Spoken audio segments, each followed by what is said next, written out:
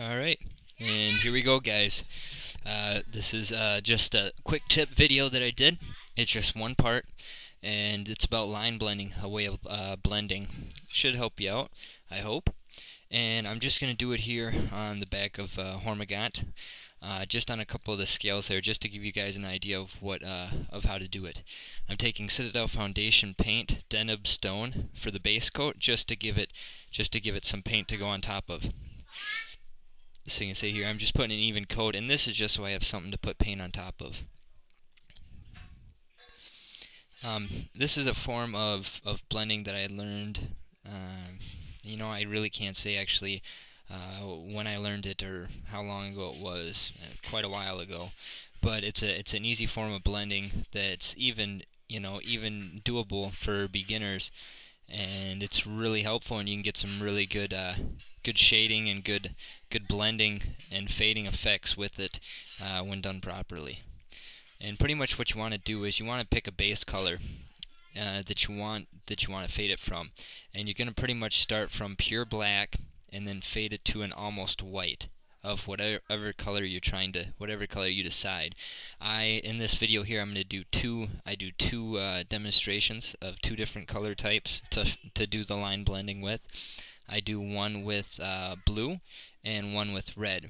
Now, the things when you're doing this, you want to kind of go by the color spectrum. The way I did it here, you can do it this way by just adding black or adding white to a color, but there's some colors where you want to avoid doing that, such as the red. So you can see here, the first thing I'm doing is just taking a thin line of black, putting it on, and then just dabbing the tip of my brush to add little lines. And this is pretty much pure black. And then what I'm doing is consistently the paint color is getting lighter. Now you can see it's probably 2 parts black to 1 part blue, electric blue here. And I'm just adding, line after line, just leaving a little bit of the color previous to it. And you just do this right around and keep it even. So you can see there, you're starting to see kind of what the effect is doing. Now when you do this, you want to work quick. The goal is to put on the next layer while the set of lines that you did prior is still a little bit wet. It helps blend it a little bit and make it a little bit more easy on the eyes. So try to do it as quick as possible and thin out your paints a little bit, but you don't want to have a lot of paint on your brush when you go to draw on the lines, because if you have a bunch, it's just going to blur it in and come down as water. You want to be able to see some of the lines a little bit. So you can see here, it's just consistently getting lighter. You go from black, and then every line I'm putting on is lighter. So what I'm doing, I start with pure black, and then I add a little bit of blue to it, and then I add a little bit more blue to it, and then I add a little bit more blue to it, and then I end up with pure blue somewhere in the middle, and then I add a little bit of white to the blue, and until the end where it's an almost pure white. It's just a little bit of blue with white added to it for the very tip of the whichever part you're doing there, and you can kind of see the effect you get there. And it's called line blending. Now, I did do a second piece of carpus just so you can get a better idea of how this would look if you went ahead and did this on the whole model, or it's doable pretty much anything. But the best way of doing it is where armor plating, shoulder pads, skeletal structures like this, where it goes from a receded area to a fine point. You can do it on circular objects. You can do it anywhere.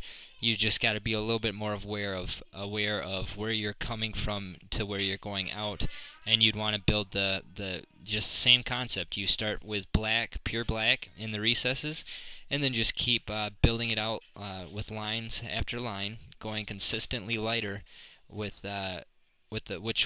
whatever color you're using. As you can see here, I'm using the blue.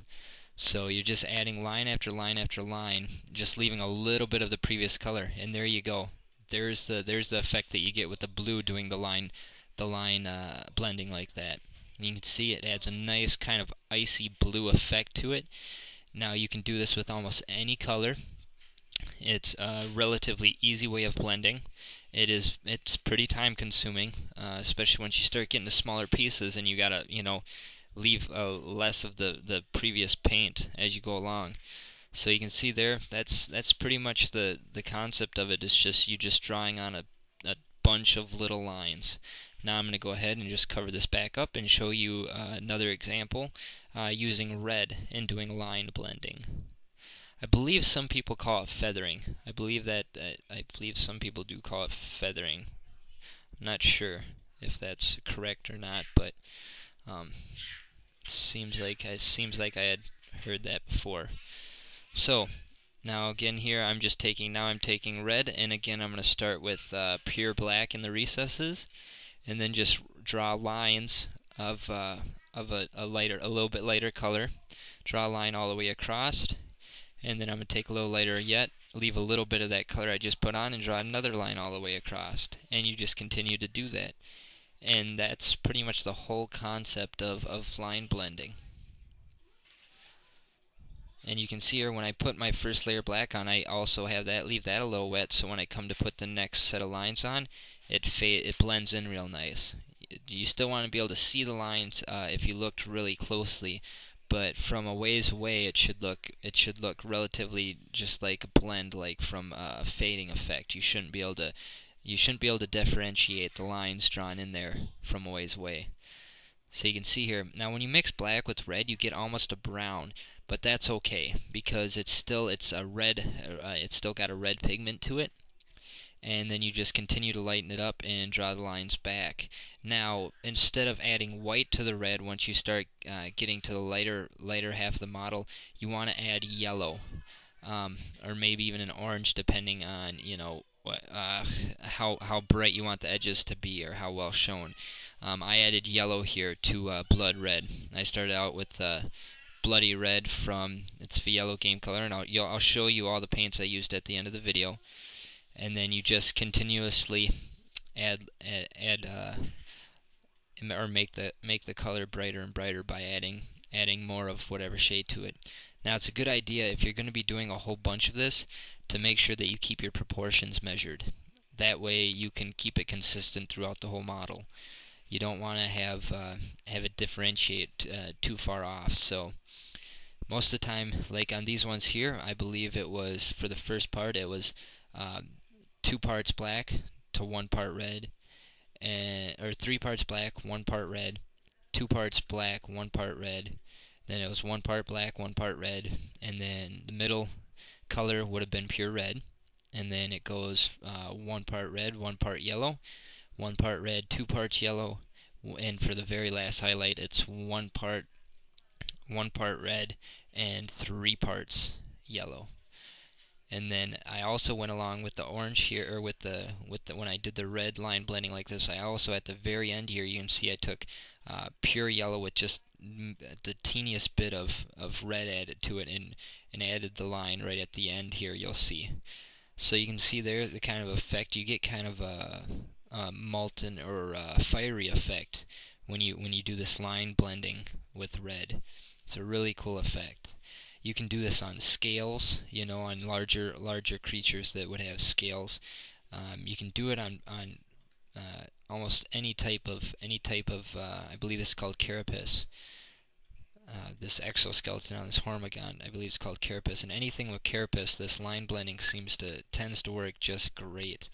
So just try it out, practice it out on some models. Get used to it, and use the smallest brush you got, like a 10-0, 5-0, something with the finest point, because you want the lines to be as thin as possible. Just very, very minute lines.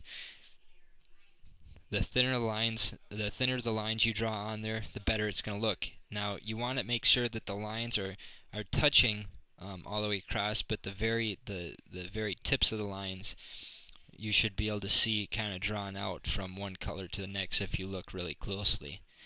Now, it gets more difficult when you start moving into smaller pieces, like I had said, but the trick then is to, just leave less of each color shade, but still use a bunch of shades of the color. You still want to have a lot to have it, a nice even transformation of color. But just make it so there's just a teeny tiny bit, in the small areas, just a teeny tiny bit of each color showing. And you still want to be able to see lines as well. So, and then on the larger carapaces, you just leave a little bit more of each color so it can drag out.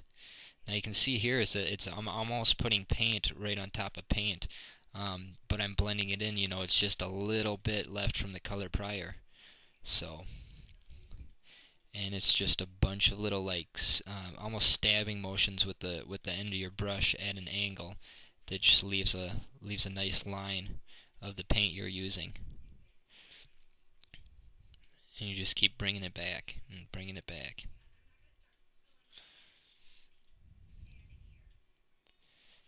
So you can see there, that's the one part yellow, one part, or 3 parts yellow. I mean 1 part red at the pretty much at the end there, and then I'm taking pure yellow here, and just adding the very last thing. And I do drag on the that center line there, that center fold. I do drag the line a little bit farther forward than the previous highlights with the yellow, just to add the effect that it's jutting out, so it's a little bit more visible. It looks a little bit better if you just add that line a little farther out. So you can see here it's almost done. You can really start to see the effect that I'm trying to get. And there you go. That's it. That's line blending with the red, and you just fade it back. And it gives you a nice, like I said before, kind of a fiery effect to it. Now, if you did the whole miniature in this, I mean, it looks amazing. It looks spectacular. It's a real good way of blending. And there you go. You can see the wet palette where I mixed up all the different shades and stuff like that. And like some colors, when you water them down, they mix a little goofy. Just make sure you give them a mix before you use them if they start to separate like that. You don't want to have you don't want to have too many streaks. You want to have good consistent of transfer of each color. And here's all the paints. I'm going to show you all the paints I used. I used moon yellow, bloody red, black, electric blue, and then I think it's called skull white or something like that. And there's the brushes: Wargamer character, or Wargamer insane army painter brush, and then just a standard Citadel brush for laying on the base color. Now I'm showing you, I'm giving you a little demonstration of just what I'm doing. You're just taking, and doing that stabbing motion, just one after the other. And here I do it like if you had enlarged it, this is kind of what it would look like. You're just trying to aim for kind of in between each dash, and you're just doing lines and lines, more continuous lines, just making the color lighter and lighter as you come back. Now you just do the same thing and squish it all together, just do it a lot smaller. So, take a piece of paper, practice it, get good at blending, and there you go. There's a 5-star tip for you today. Oh, and yep, can't forget, Lucky came along. He's a little bit jealous that other guy's got some fancy armor going on. So yeah, he's mad. But alright, thanks again for watching, guys. Keep subscribing, keep checking out the channels, and you guys have a good one.